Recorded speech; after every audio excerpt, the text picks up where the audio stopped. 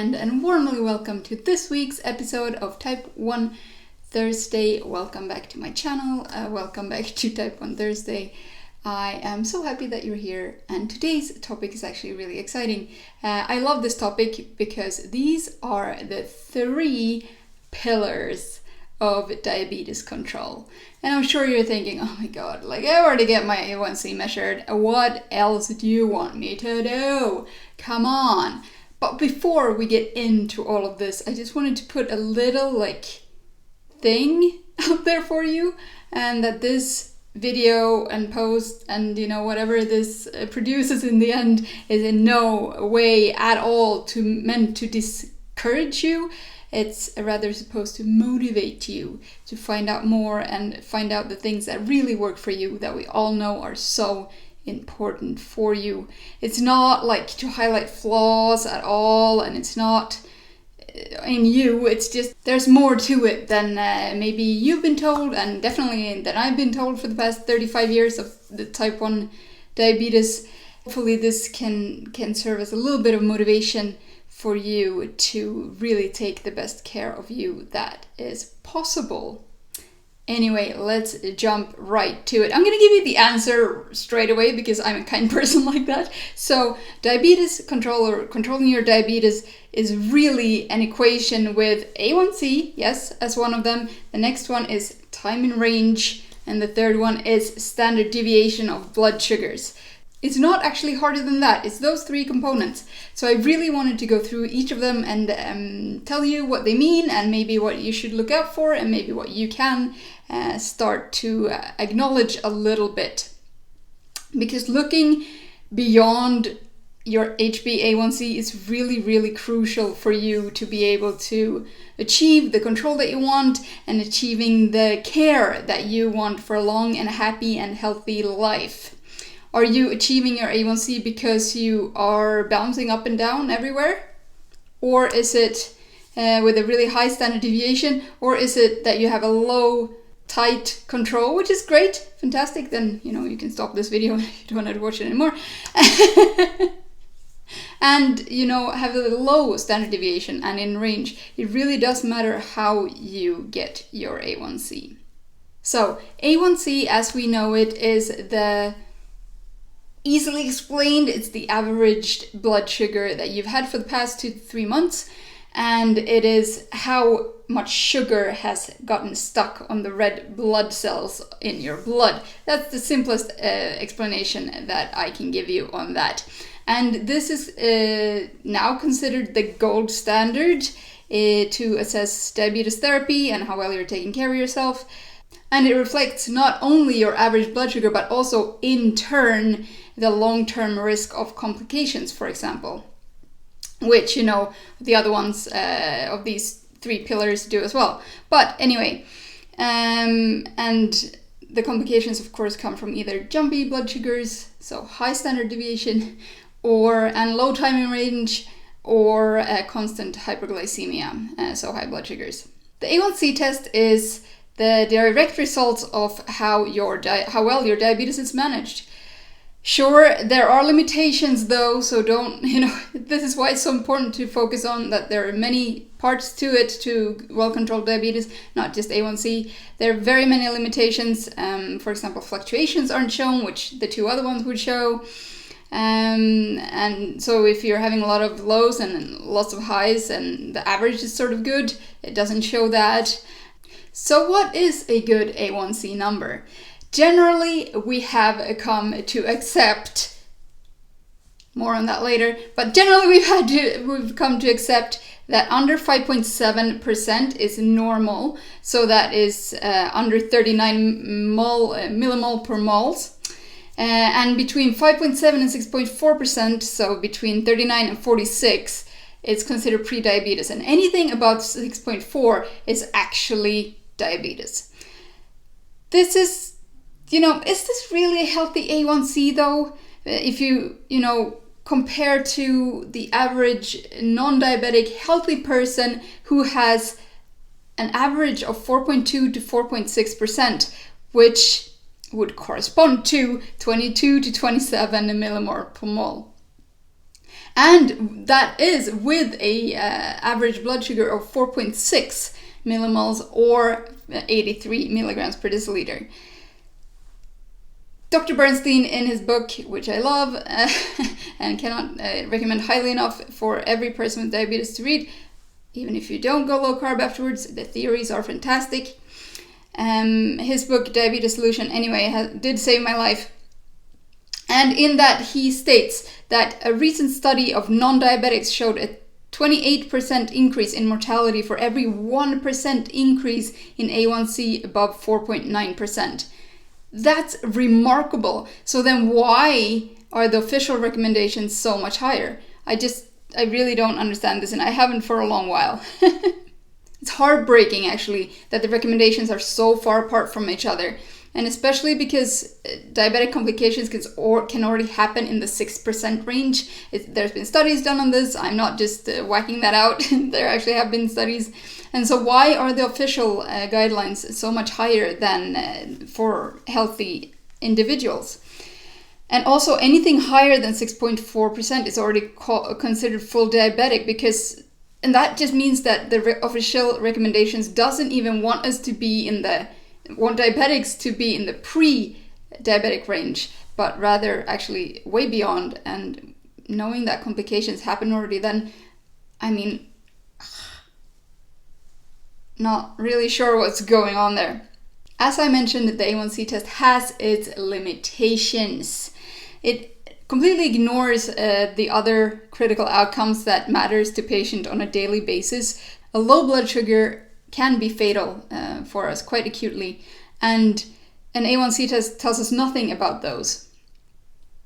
And also, if you're trying a new therapy and that's really drastically improved your lifestyle, that it won't show that either, or made it worse, which it won't show either. Two people can have exactly the same A1C scores, it's not a score, values, but completely different amounts of time at high and low blood sugars, because it's an average, so the fluctuations can even each other out. Also, something that isn't considered is, for example, your red blood cell lifespan. So if your body naturally renews red blood cells often, then of course you won't have as many percentages of sugared up red blood cells. You're going to have a lower number. So, for example, things like that is quite limiting in that way. And so when your doctor says, which may or may not have happened to me once or twice, that my A1C is too low, and they're not really focusing on the full picture. Because you can always, which I will start doing now, I can always point to the other two factors, or the other two contributing factors to this in this equation, to show that I actually do know what I'm doing, sometimes at least, and do know what I'm talking about. So that's another tip for you. So what is time in range? What does that mean? It's basically the percentage of time that a diabetic person with diabetes, spends with their blood sugar levels in their target range. The range will and can vary depending on the person, but general guidelines, again, general guidelines do state a range of between 3.8 millimoles to 10 millimoles, which is 70 and 180 in milligrams. For me, this is way too high. Way too high. But okay, let's go with it and make it... this also contributes to the higher A1Cs as a goal, and that's, of course, that we know is not really healthy for us. Time in range actually gives you a single number on how much time you spend in your target range, and it gives you a lot more information about how blood glucose levels may vary throughout the day and night. Time in range also captures variation. It captures the highs, the lows, and the in-range values that happen to all of us in life with diabetes. And this is in contrast to the A1C, which is just a measure, as we just went through, of average blood sugar over 2 to 3 months. So I find that time in range is actually more telling about your blood sugar control than the A1C itself. Together, they're even better. And together with the third leg, it's going to be even more awesome, but we'll get there in a second.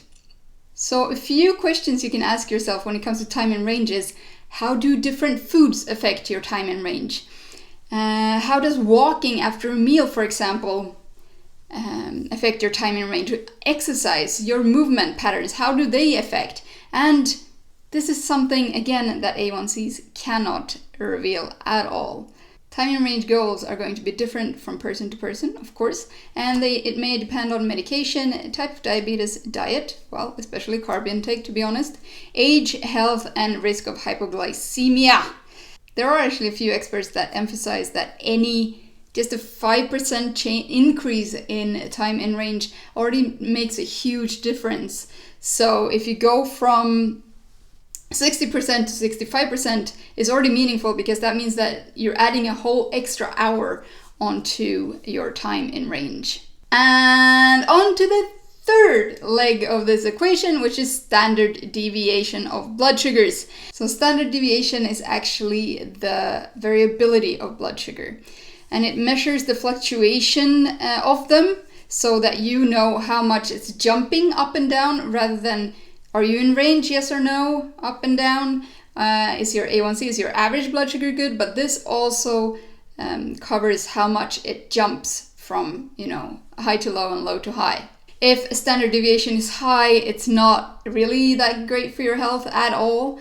And you probably know it as roller coaster blood sugars. I've experienced it this week, and unfortunately, I'm sure you have too if you've had anything to do with diabetes in the past, or if you're living with it currently. A low standard deviation, on the other hand, means that your blood sugar doesn't actually change that much throughout the day. It stays pretty stable, it's pretty easy, it's easygoing, and we all wish for more of those days. Am I right?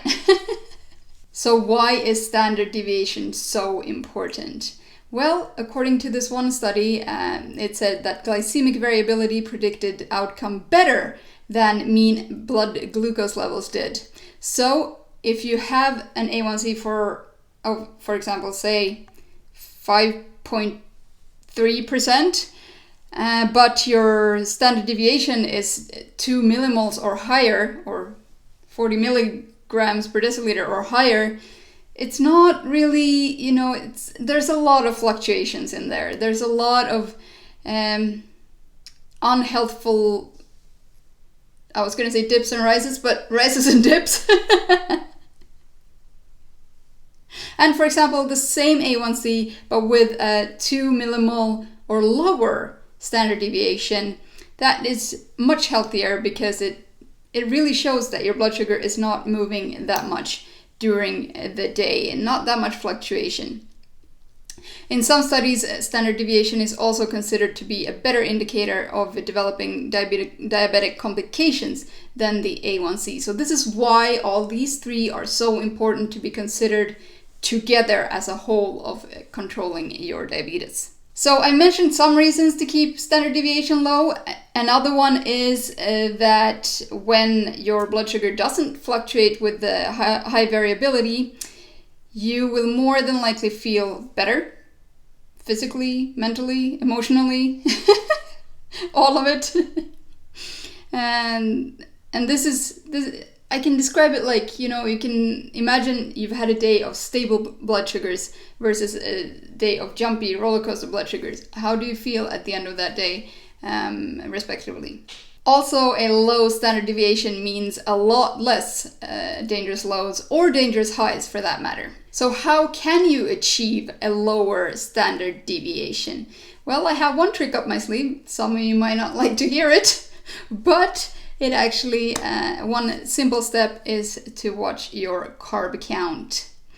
You can really change your standard deviation quite dramatically with that, because it comes back to the law of small numbers, which some of you may know already. And that is when you eat a lot of carbs and have to carb it with a lot of insulin, that equation is going to be a little bit more complicated and error margins are higher. So you can either end up higher than you think or lower than you thought you would be, or law of small numbers is if you eat little carbs, little insulin, that equation is easier and the error margin is not as big. So that's something to keep in mind. Also make sure that you do cover the food that you eat with insulin. Does that mean pre-bolusing for you perhaps? Is that carb counting? Make sure that your insulin is absorbed as well as possible as you can. And all of these things that really do make a difference when it comes to insulin management. Stopping both blood sugar rises and drops will of course keep your standard deviation low, and this will and can be done with proper insulin management. Of course, especially when it comes to standard deviation, this is where a CGM is really priceless because it does all of these calculations for you. You can do it manually, but I really would suggest that a CGM is easier because you can also follow the trends and start, for example, if you see that you're trending upwards, you can start treating before the hyperglycemia is a fact. Or the same with low blood sugars. If you see that you're slowly falling, you can do something before it's really a panic moment. Also, if you do wear a CGM, I would suggest, which has helped me immensely with this, is to set the goal ranges as close to normal blood sugars as possible. So whatever a normal person would have. So mine is set as at 3.5 to 6.7 because my CGM doesn't go lower than 6.7. But then I know, and then I can react in time, and that has really, really helped me. And then also be diligent, make those better choices for yourself. Correct those highs and correct the lows with exact amounts of carbs so that you don't get the rebound highs. I mean, those small things already make a huge difference in terms of standard deviation. So your little homework for right now is to go and check your CGM if you have one and see what your standard deviation is. If you want to, you're very welcome to share it with me in a comment somewhere, and I'll be happy to discuss it with you there. When you have found out your standard deviation number, do make a little action plan if needed, if you need to lower it, because that will also lower your average blood sugar and that will get you a better A1C, which will get you better control, because all of these three things really, really do matter. And that makes it a win-win-win-win-win-win situation. And we all love those in the diabetes world. So that is my answer to the three pillars, or the three factors, or the three musketeers, or the whatever you want to call them, of diabetes control. Diabetes control equals your A1C plus your time in range plus your standard deviation. Thank you for watching. I'll see you next time.